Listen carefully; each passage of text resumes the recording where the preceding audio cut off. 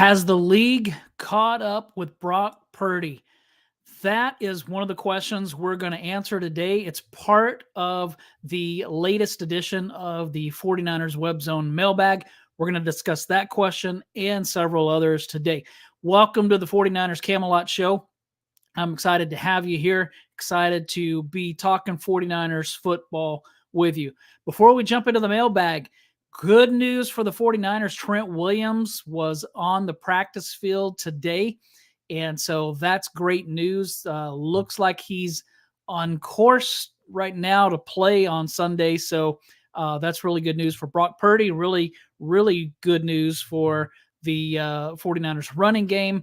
So it's been hard running the ball without Trent Williams there. So Trent Williams looking like he's going to be back.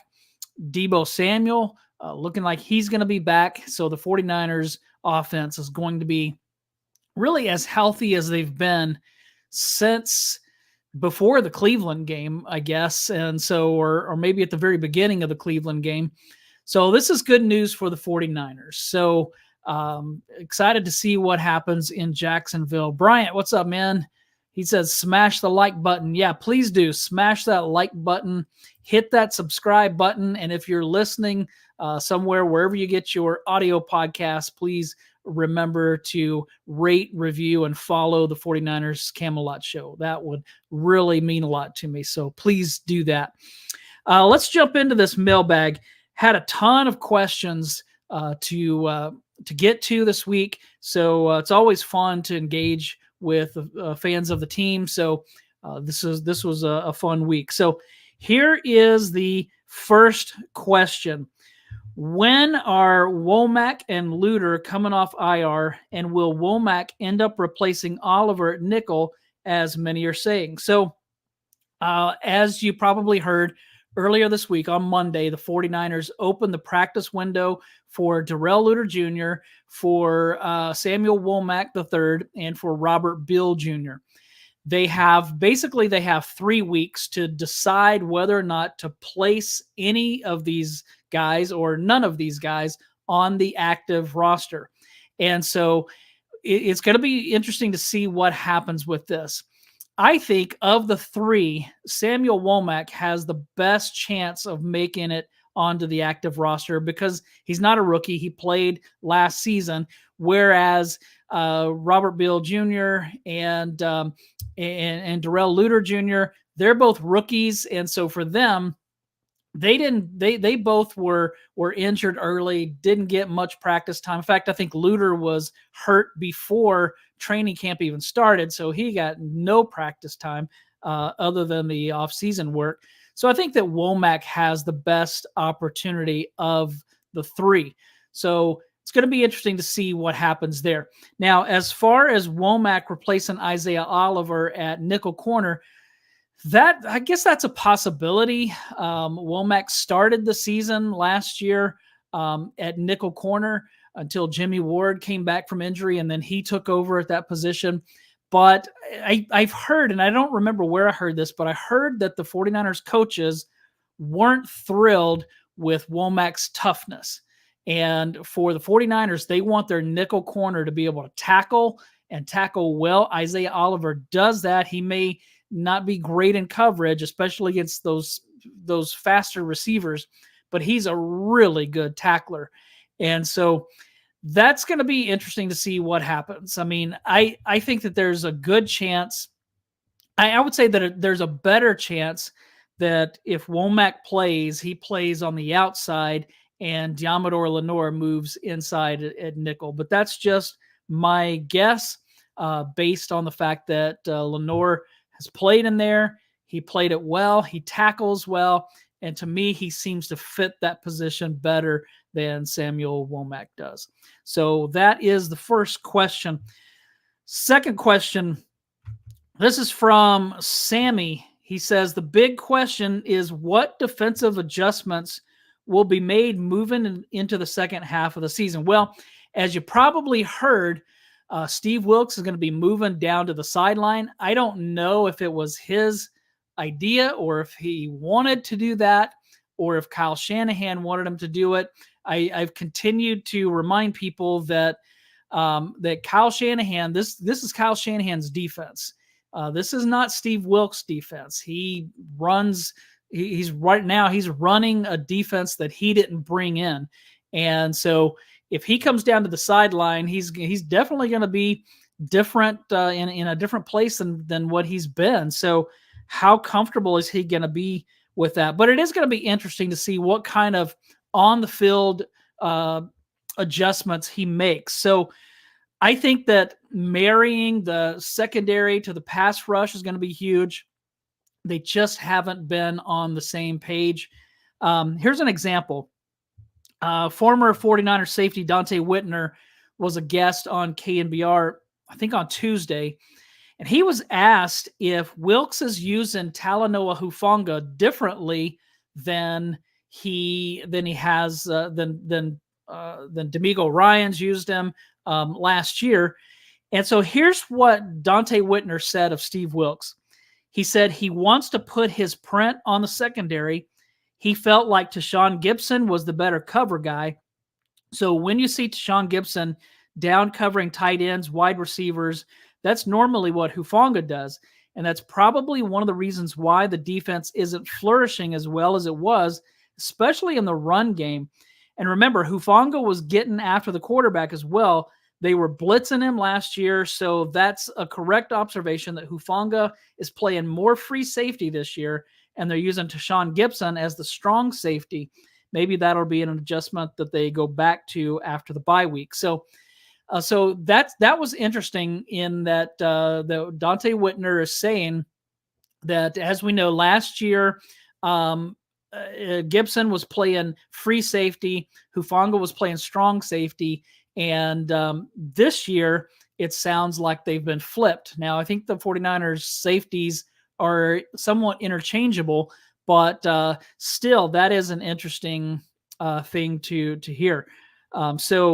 I think also the run defense, they need to figure that out. I don't feel like they've been good the last 3 games, so that needs to improve. Bryant said the defense is Kyle's baby. Yeah, it is. He's never run a defense, but remember, he used to sit in on defensive meetings back in the day when he was, who was he with? John Gruden, I think, maybe.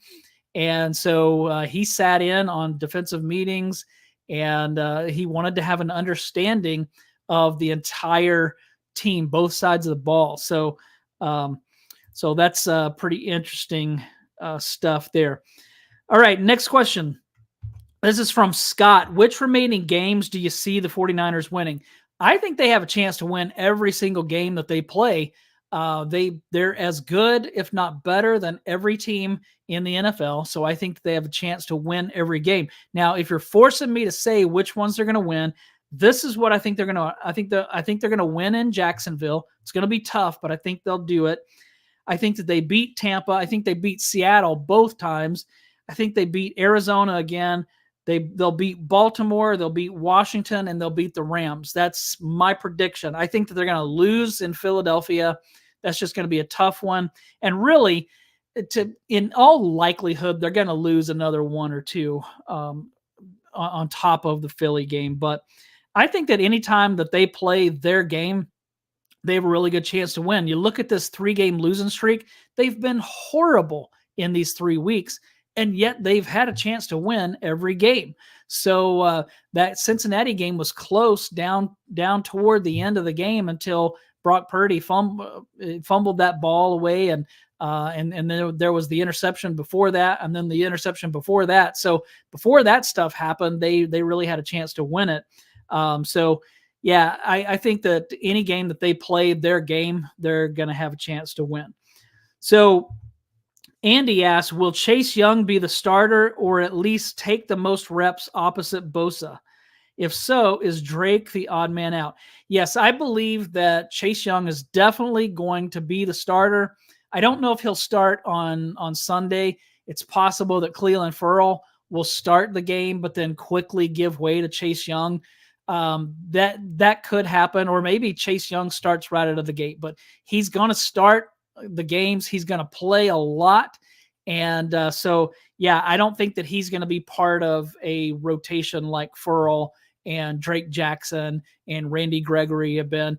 And yes, this does mean even less playing time for Drake Jackson. He already had seen his snaps decrease since they got Randy Gregory.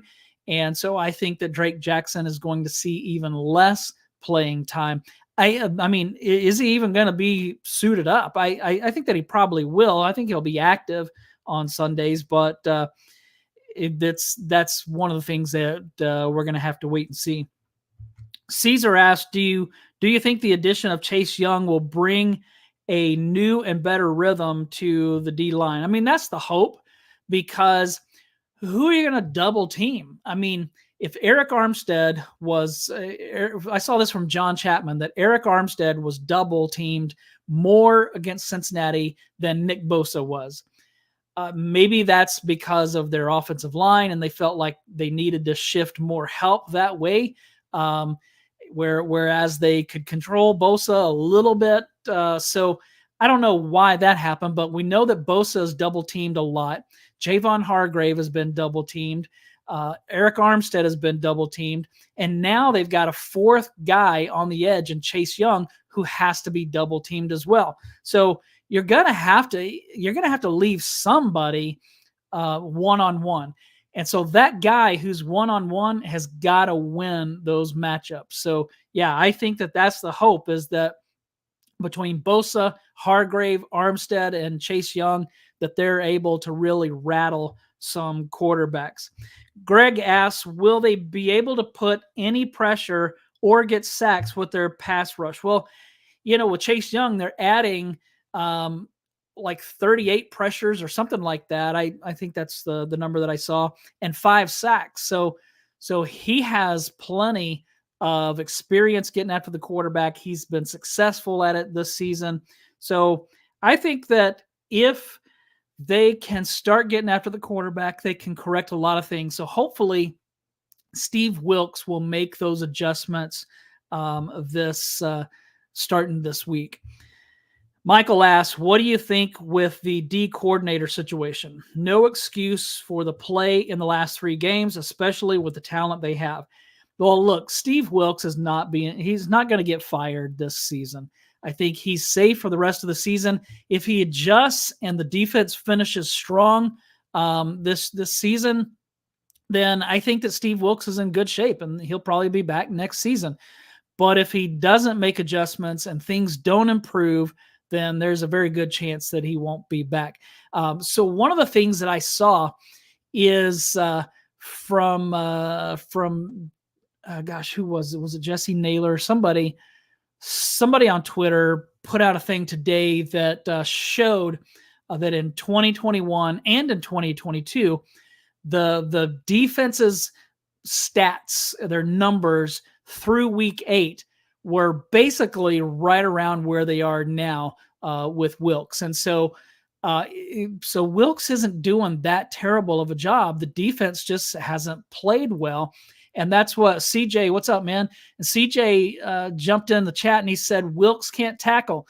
Yeah, that's the point that I was trying to make, is that Steve, he needs to make some adjustments for sure. He has to be better, but the 49ers players on defense have to be better as well. They have to tackle better.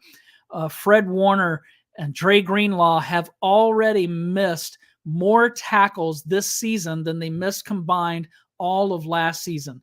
So they have to play better. Hufanga has to play better. He's missed multiple tackles, where last year he didn't miss many. And so then you look at that front four. They've got to put more pressure on the quarterback. So it's not just on Wilks to correct this. His players have to do it as well. Sasha asks, I've been on the fence about Brock Purdy and thought the Niners were quick to make him the man because of the way the team finished.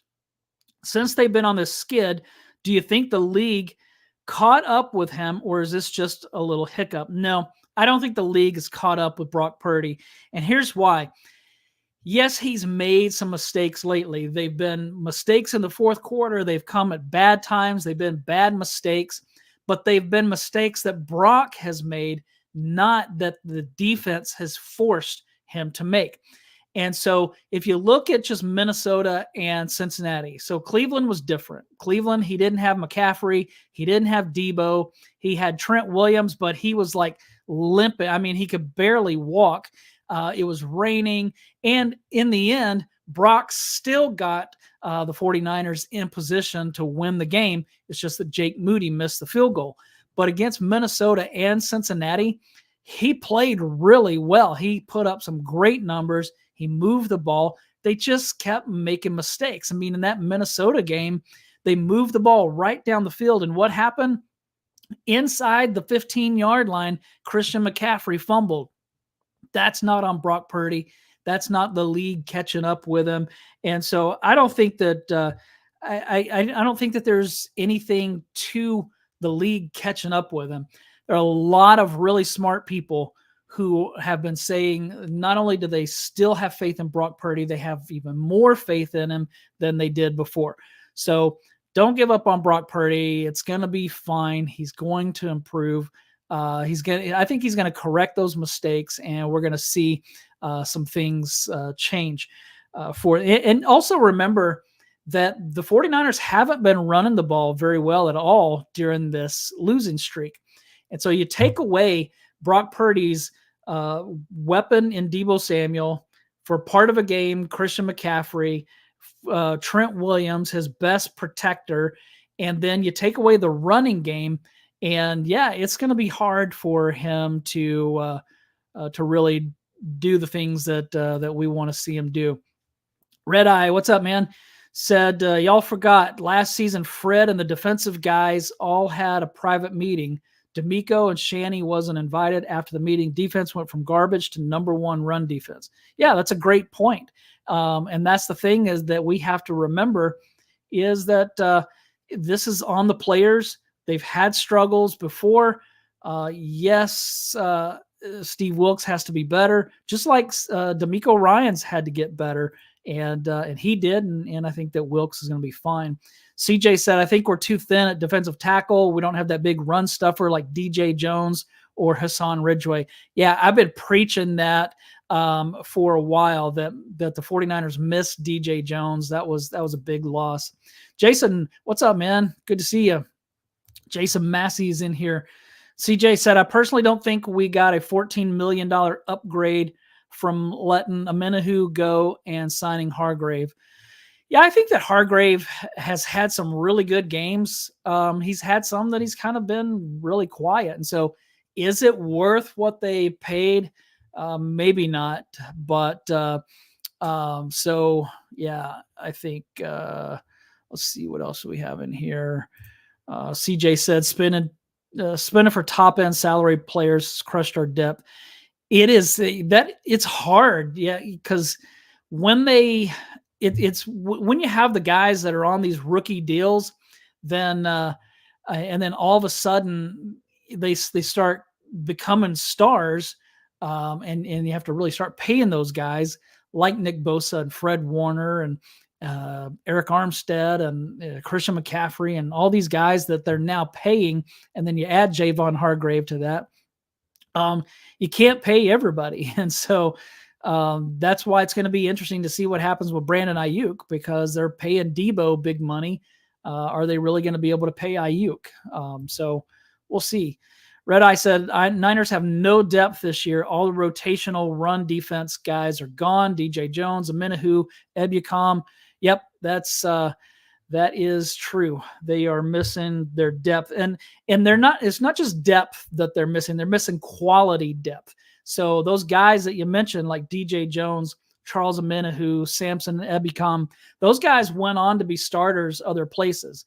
And so when you lose quality depth like that, then you're losing a lot more than you realize. So Purnell asks, with the possible return of Debo, any chance Shanahan will start utilizing other players such as Mitchell, Mason, Jennings, and Bell to give the starters a breather rather than wearing them down like he's been doing with Christian McCaffrey?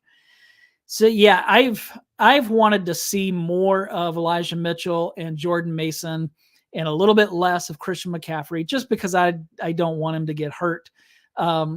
We saw that with Deebo Samuel. I mean, the Deebo Samuel thing was kind of a fluke play, that injury with his shoulder. So, I mean, since Deebo's been out, we have seen more Ray McCloud. We've seen more Jawan Jennings. As far as Bell, or Ronnie Bell, we've seen him a little bit on offense. He's good on special teams, but the problem with Ronnie Bell on offense is that the 49ers like for their receivers to block in the running game. And I think that Ronnie Bell must just not be impressing them that way, because they haven't used him in that capacity very much. I think there was the Giants game when Brandon Ayuk missed. That was a game that they definitely used Ronnie Bell more, but not really since then. Not on offense, at least. CJ said, I think Gregory and Chase can help with the edge rotation, but I think we're still thin at defensive tackle. Yeah. And Javon Kinlaw started out really well in the early part of the season, but he's kind of disappeared here lately. So that's you need Kinlaw to be a force. I mean, he's probably the biggest dude on the field, and he needs to play like he's the biggest guy out there. CJ said, we have to get leads with our offense to keep the other team from running the ball. It is the only way we can really win with this group at defensive tackle. Yeah, and it's just right now the defense can't stop the run, and they haven't stopped the pass, and so it's hard for the offense to get a lead because the defense hasn't been stopping anybody. So that's kind of it kind of goes both ways, chicken and the egg thing, and that's been the problem so far. Andy asks, will Danny Gray take reps away from Bell when he comes off IR? Phil, Bell has shown his value, but Kyle just doesn't use his reserve wide receivers, even when he's missing a starter. Yeah, I think it's possible, but you have to remember that Danny Gray wasn't cracking the lineup much offensively either. I mean, Danny Gray was really good on special teams, but he wasn't playing much on offense either. And I think a lot of that has to do, again, with the same thing with Ronnie Bell, is that these guys don't block well in the run game. And for Kyle Shanahan and for the way that they teach these receivers, if you don't block well, you don't play. I mean, what's the saying that they've been talking about? No block, no rock. And so if you're not blocking, then yeah, you're not gonna see the field much. So I don't even know if Danny Gray, I'm not even sure. They haven't opened his practice window. So I don't know when he's going to be healthy, when he is. Who knows if he's even going to be making the team. So that's the issue, is that they need that speed on the field. But so far, he hasn't shown that he can play and really add that much as a receiver. Jason said, I think them actually tackling would solve 75% of the issues on the defensive side of the ball. Yeah, that would be great if the 49ers defense would start tackling. Please do that. CJ said, on offense, it's really important with Trent back to run the ball because so much of our offense is built off that. And they like to run off of Trent Williams. And so if Trent is back, and if you didn't hear, he was on the field for practice today, so it's looking positive that he could play on Sunday. So I think that's definitely going to help the running game. Having Deebo Samuel back is going to help the run game, because Deebo is a difference maker, not only out of the backfield, but when they line him all over the field, he just makes everything better because teams can't just crowd the line of scrimmage. So Cosmo, what's up, man?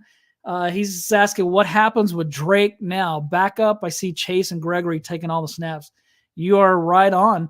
It's definitely going to be that way. I mean, Drake Jackson has gone from playing right behind Cleveland Ferrell so Cleveland Ferrell would start and he'd play on those base downs, and then Drake Jackson would come in and play on the passing downs, to not playing near as much because Randy Gregory was more effective. And so now that they have a star like Chase Young, and then Randy Gregory. Drake Jackson is not going to play near as much. So I just don't know. It's going to be interesting to see what happens with him. So CJ said we don't really have the players to spread it out and go to a drop back passing game because only Brandon Ayuk can beat one-on-one man coverage. Yeah, I mean the way that they've been built is that they're a run first team, play action, a lot of movement, misdirection, that kind of stuff. And so that's just what this offense is predicated on. And when that running game disappears, like it has the last few weeks, then a lot of that other stuff goes away. The play action pass, the screen passes, those things aren't near as effective without a good running game. Jason said we're great at hitting, tackling, not so much. And it's crazy because this defense they didn't miss tackles, and so now we see that they've been missing a lot of tackles here lately. CJ said getting Debo back helps because no one can pay attention to, but those motion screens, slants, digs helps Brock get the ball out quicker. Yes, it does. Red Eye, under Sala and D'Amico, they had gang tackling, 3-4 guys converging at source. Not so this year. It's been one-on-one and missed tackles galore. Yeah, that's a good point. I hadn't really thought about that, but that's a really good point that you saw. One of the things you saw about the 49ers defense of the past seasons was that when a receiver caught the ball or when the ball carrier was running with the ball, there were multiple players right there, and it's not really been that way. Jason asked Drake who. Yeah, he's kind of disappeared. CJ said Drake may not dress now after another draft disappointment. Yeah, that's what I was saying. I don't even know if he's going to be active on game day. So Drake, Red Eye said Drake a third round disappointment. He's too damn soft, good at backflips into the pool. I give him that. He doesn't have the violent streak for defensive line. Good point. Cosmos said soft cornerback coverage. Yeah, and wasn't that Steve Wilks thing? He was going to blitz more. He was going to have the corners press more, but I don't feel like they've done that. I feel like they haven't been as aggressive as we thought they were going to be. So, yeah, interesting stuff here. Julian asked, do you think Steve Wilks has what it takes to lead the defense? Yeah, we talked about this a little bit earlier. I think that Steve Wilks does have what it takes to turn the defense around. He's moving down to the sideline from the booth, and I think that I think that we'll see a different defense this Sunday. Now, the main reason is not because he's moving to the booth; it's or moving down the field from the booth. The biggest reason that we're going to see a different defense is because I think the players are going to come out and they're going to be totally focused. And I think that they've been embarrassed lately on defense, and I think that they want to come and undo that and get that bad taste out of their mouth. So I think that they probably made some adjustments over the bye. I think that Kyle Shanahan probably suggested some things other than the moving from the booth to the field. So I think that we talked about it before. This is Kyle Shanahan's defense. So he's probably made plenty of recommendations there. So CJ said we had gang tackles because of the rush, 4-play, cover 3, and then all 11 guys have their eyes on where the ball's going. Yeah, that's how they were doing it, and now it just hasn't been that way. He said, keep the scheme simple and let the stars be stars. Yeah, and that's the thing is, again, because this isn't Steve Wilks' defense, from what we've been told, he's learning the defense on the fly. And so is he changing too many things, and it's kind of messing with what the 49ers defense had working for him? So could be. We'll see. George asks, will Moody make the kicks he's supposed to make? Jake Moody's going to be fine. Don't worry about him. all rookie kickers struggle. And I've said this a million times since Jake Moody missed that kick. Actually, I probably started saying it in preseason when he missed some kicks there. Rookie kickers struggle. They miss kicks. And so I'm not too concerned. I went back and looked at some rookie kickers that the 49ers have had. And I don't have those numbers in front of me, but the 49ers had rookie kickers in Super Bowl seasons, like Doug Bryan in '94. And gosh, who was the guy in the late 80s? I can't think of his name right offhand, but maybe somebody in here will know. But they brought in rookie kickers even when they were a Super Bowl team. And sometimes those guys miss kicks. It just happens. So I'm not worried about him. I think he's going to settle in. I think he's going to be a really good kicker for many years. So Alan asked, do you think this is the end of the York curse? This is an interesting question coming off of a 3-game losing streak. Alan should have asked this question a few weeks ago when they were 5-0. But yeah, I think that at that time we were probably ready to break into a rendition of Ding Dong, the Witch is Dead. But listen, if they go to Jacksonville and lose a 4th straight game, there's going to be flying monkeys circling 4949 Marie P. DeBartolo way for at least a week until they break that losing streak. But that's, yeah, I don't really believe in curses and stuff. But, I mean, the Yorks have made some bad decisions over the years. They fired Steve Mariucci. They fired Jim Harbaugh. They hired Jim Tomsula. And then there was that whole thing where people say that that it's like Levi Stadium was built on a indigenous grave or something.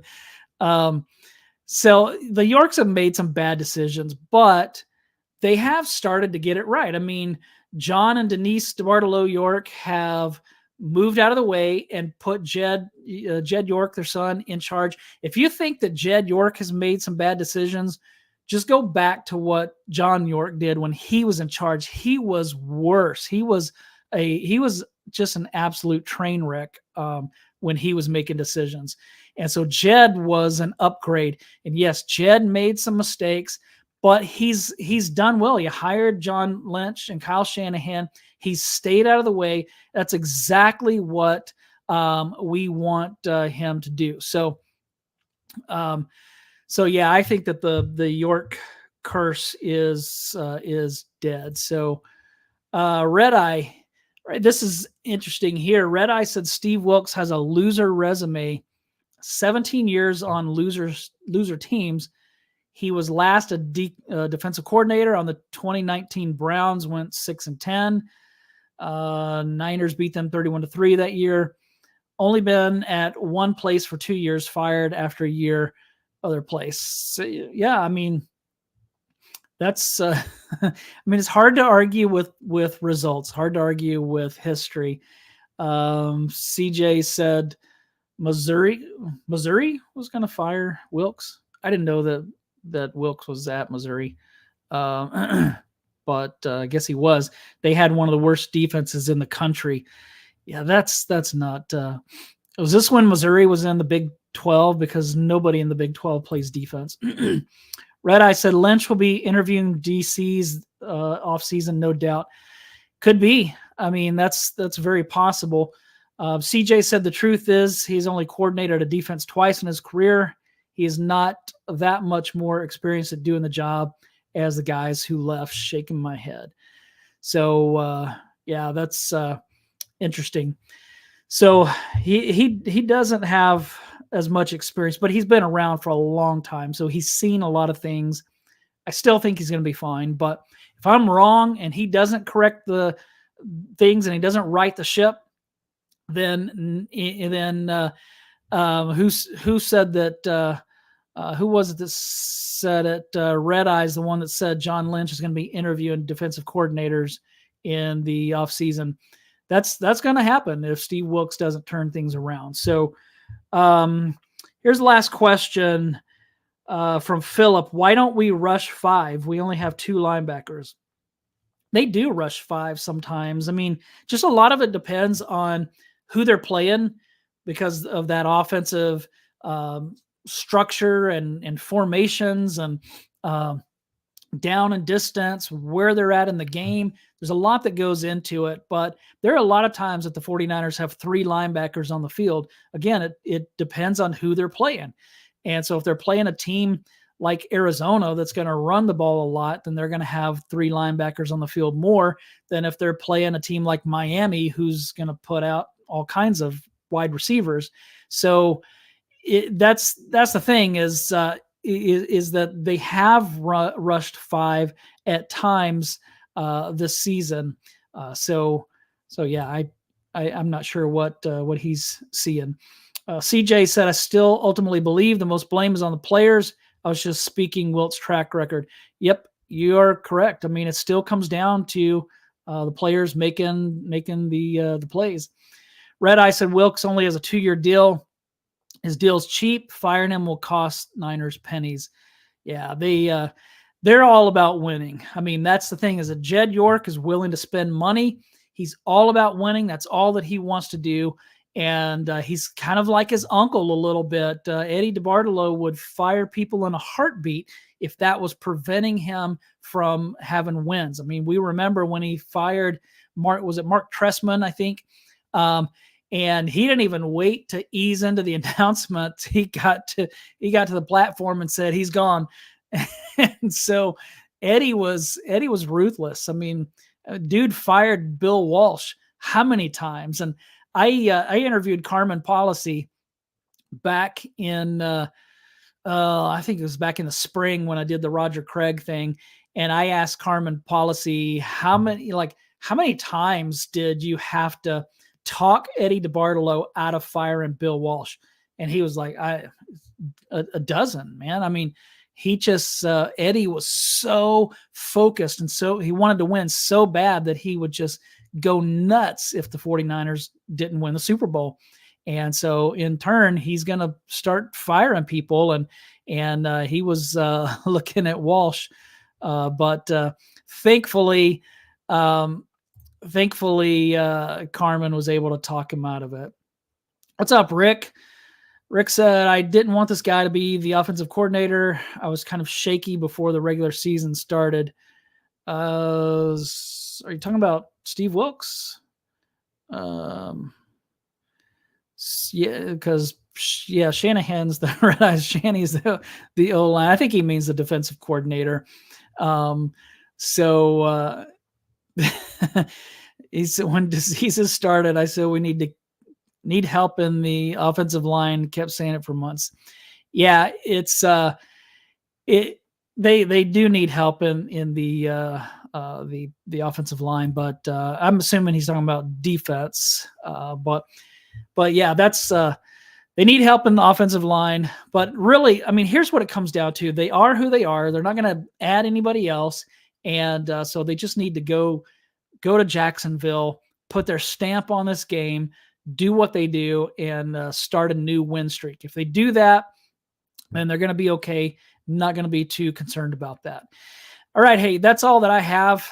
So please take a minute to hit that bell if you're watching on YouTube, and subscribe to the 49ers Camelot Show, or wherever you're listening to your audio podcast. Please make sure that you rate, review, and follow the show. Would really appreciate that.